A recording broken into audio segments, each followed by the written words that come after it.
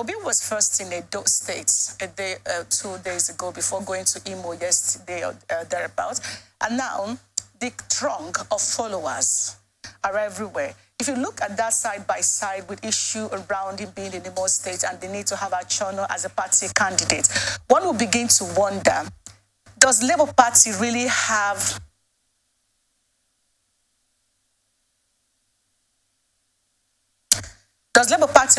what it takes to win Imo State, given the time frame of all of this, their emergence as a strong political party and, of course, being an opposition party? Yes, I think as a political scientist, what we know is one of the primary reasons why political parties are formed is to capture power. Mm-hmm. And for you to capture power in a democratic setting must be through the ballot. And there are other things that follows. That is, you must market your party. Mm. You must speak good of your candidates and make sure that in all your campaigns, you promote your party as the best among all. Just like the one who is selling a product. You are not expected to demarket your own party and your own candidate. That is what the Labour Party in Imo State are doing with regard to the November governorship elections. The key thing there is that the candidate in question is also a factor to winning an election in a democratic setting. If the candidate is the one that is generally accepted, is the one that have made one or two contributions to the development of people, and groups, and in the state general, then the people will find reason to queue behind him. Now, Nigeria is yearning for a better society, better condition of living, and the rest of it. So people will want to pitch their tail with the one who can deliver these dividends of democracy to them. And what the Labour Party are doing now is to position that their candidate as that person who has all it takes to make the Imolites, happy, more than the way they are right now. But the only area I am looking at, which is general in the experience of Nigeria politicians, sometimes when they are talking, they should understand that the Nigeria people are not people who are just giving birth to today. They've been on ground, most especially the electorate, because the condition to participate or to cast a ballot in an election in Nigeria is you must be 18 years and above. For you to have been from age 1 to 18, it means you see one or two things that happen in the Nigeria state, and things happen through the characters of men. The candidate of the Labour Party, as is being addressed, is addressed as a senator. Being a senator means you might have been in government, yes, and have served in that capacity. And if we are talking about changing Nigeria, so who are those persons who destroyed the Nigeria? A man who has been a senator. That means it's part of the problem that he is talking about that needs a change, isn't it? Because he served in Imo State before, represented Imo State as a senator at the Federal Republic of Nigeria. So I think when they are talking and marketing themselves to Nigerians, they should do it in a way that will not incur, the angers of Nigeria. Labour Party is not just a new party. Labour Party has been there. Governor Mimiko of Ondo State was a governor under the platform of Labour Party. We have the former Deputy Senate President Vivien Agege was a senator under Labour Party before he joined the APC. So Labour Party had been there. So if we're talking about parties that have not done well in the Nigeria state, I think Labour Party is not from heaven. Labour Party is not an angel. Labour Party has their members as Nigerians. And they make mention of one other thing there, that if you check the level of governance in Imo State and compare to Abia State, one will begin to wonder, unless Oti just resume, what are the policies that we have seen on ground? What has it done exceptionally that is different for the usual way we see? Tying of roads, being done, yeah. Tying of roads, I will give you light. Promises like I will give you light, I will give you better light, I will. That has been the experience of Nigeria politics. So what has it done exceptionally that is different that we, attract people towards the Labour Party? And the candidate of Labour Party, they mentioned something that really captured my attention. He talked about Labour Party, if he wins after his inauguration, he will ensure that there is an election for local government in Imo State. Yes. When he said that, in my mind went back to their principal, which is Peter Obi. How will he feel when the candidate of Labour Party in Imo State is talking about conducting local government election in comply with the constitutional provision of the country. I think Obi will not be happy now because in his own term, the 8 years he was there from 2006 to 2014 that he left, he refused to conduct local government elections. What was the reason? He refused. That is in disobedience to the Nigerian constitution because the constitution emphasized that the people to man the local government area must be democratically elected. So, the constitution don't want to know if there is anything. All they need to do, you must follow the procedure of the constitution. Granted, but that was Peter Obi's past. Yes. Now he's talking about Labour Party. Do it differently. Labour Party. Remember, but he wasn't a member of Labour Party while he was governor of Anambra State. That is what I'm telling you now. The Labour Party is formed, or the members of the Labour Party are Nigerians. And we are talking about changing Nigeria for good, according to the Labour Party. Now, if you are changing the Nigeria, right, that means Nigeria, there are one or two that is bad in the country. So who are those who made those things bad? Who are those who make the Nigeria state bad? Who are those who created the problem that Nigeria needs to be changed from? If at a time you refuse to conduct local government election, in disobedience to the provision of the constitution that make you governor, and now you are saying your party will change. So change what? From what and to what? No, he said that. It's like saying, when I was 20, what I did when I was 20, and I'm, let's say, 70, I'm going to do that again, the same way I did when I was 20. There is room for change because change is the only constant. Yes. So Obi didn't conduct, I don't know how correct that is, but from what you said, he didn't conduct a local government election for the first and second tenure. Now, you also remember that this tenure were not like back-to-back tenure. There was phases of, what do you call, interruptions. No, it was back-to-back. No, there was a. How did Betty? He came to the in 2006, right? So he completed his first tenure in 2010. Something in 2010, there was in 2010 he sought re-election and he was re-elected as the governor of Anambra State. So there was no interruption in his this thing. There was no interruption. When he won the election, there was the first female governor we had in Nigeria. That was before the DC. That is why I used 2006. There was a governor. There was a governor. Chris Ngigi. When Chris left, somebody else was an interim governor. Chris Ngigi. So I am looking at the time I am looking at the time he took the oath of office from 2006. So I am not adding whatever happened between Chris Ngigi and the rest. So at the time he took over in 2006, around March to 2014 that he left. There was no interruption. Okay, there was no disruption. So saying that he did not conduct local government election while he was in office means that if Achonu wins, he may not conduct governorship local government election. No, that is not the point I'm trying to make here. We are talking about situations that are bad in the country. We are talking about impunity that has kept Nigeria where it is. Because government officials and some persons, immediately they assume power.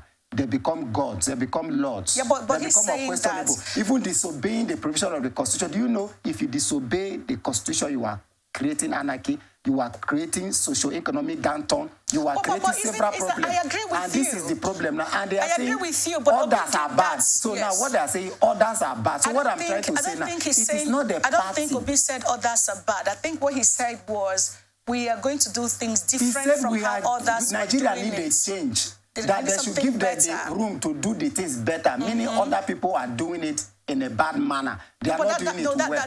When you say you need a change, when you say you need a change, you need a change from what to what? Do you need a change because things are good? Because things are good. Your living condition is so okay. So you now want something bad. Something better. Something better. That means the one you were still weird before is not that better. It's not the best. There's nothing wrong with that. It's not the best. Yeah, so that could be from Obi's perspective and his Labour Party. Meaning then who kept the Nigeria state at that position that it wasn't at the best or it's not at the best? I may have been part of that system, but I have seen that system didn't work. I want to change the system. What is wrong with that? Why is it that the system didn't work? It's because of the character that made the system not to work. So it's possible that and part of the character is refusing to conduct local government election, which is flagrant disobedience to the law that established you even as a governor, as a senator, or whatever. So let me now ask you a question. Let me ask you, yes, that could be said to be impunity, but when Obi did that while he was governor till 2014, now he had done something that he's not supposed to have done. Now he's saying that we want to do something better. You think that through him and the Labour Party and our channel that something better can come up? That is what he said. He is the best. Labour Party is the best among others. He didn't say best among others. You read now from what is the best. From what you read. Did he say Labour Party is the best among others? From what you read, that Labour Party is better than others. Meaning other parties that have been existing are bad, right? Now I am not telling that's not the direct connotation. I always tell Nigerians one thing. It is not the nomenclature that is the problem. Parties are nomenclatures. And who are those that form the political party, the association of people, are the Nigerians. Hold on. If we're to agree with you that all the parties available right now, whether you call them NNPP, PDP, APC, or Labour Party, that they are all the same, what then do you think should be the goal? Are we doomed? We are not doomed. Is there some sort of hope that Nigerians can look up to? Yes, there is hope. Where is that going to come from? What horizon? Yes. No, the thing is, there is always a hope. In political experience, that is why I tell people, let us limit the level we pray, the level we do this about Nigeria, and take part in critical decision-making. You see, society has changed through decision-making. When the right decisions are taken and they require sacrifices are associated with that decision, I tell you, society will change. Today, what are the problems? No roads. By the time Nigerians decide, okay, I will no longer divert from mentor for roads building and the rest, and they use this money I expended on road building, I think there will be road. That is decision. If, okay, our hospital, our healthcare system is not working in the manner we expected. Hold on. If the money I invested in the health system, health system will work. I agree. We always know what is wrong. We always know what should be done, but we never really know who should do it. We know it. So who should take responsibility? I give a typical example now. Let's get real. Obi was the governor for 8 years, and he didn't, from what you said, conduct a local government election for the 8 years. As the law demands. No. When we say the law demands, even Tinubu right now, there are a lot of things that's been done under him that are contrary to what the law says. For instance, the arrest of Emefiele. That is why they are in court. No, see. You can arrest. I'm not trying to speak for them. You can arrest. Is there warrant to do so? Emmy, hold on. Yes. When we talk about leaders breaking the laws, yes, you've been insisting Obi didn't do ABCD because, according to the Constitution, which is going against the Constitution. But the truth is, Emefiele, we have our angst against him as while he was the CBN governor. But again, in December, there is a court of competent jurisdiction did say that what is being done to him shouldn't be done to him. And then if you take it further from there to all of the court orders against, for instance, the battle at the court premises, Federal High Court in Lagos State, between the prison and the prison official, uniformed security and DSS. On that particular day, Justice Oweibo signed a warrant for Emefiele to be taken to Ikoyi Correctional Center. Till today. Yes. Emefiele is still in DSS. Is the president not aware? I would have loved to wait until we have to discuss, but let me just... But I'm just putting it across the CS. At least to set the record straight. Now, we discussed that matter here, right? I was here that we discussed, and I condemned the action of the DSS.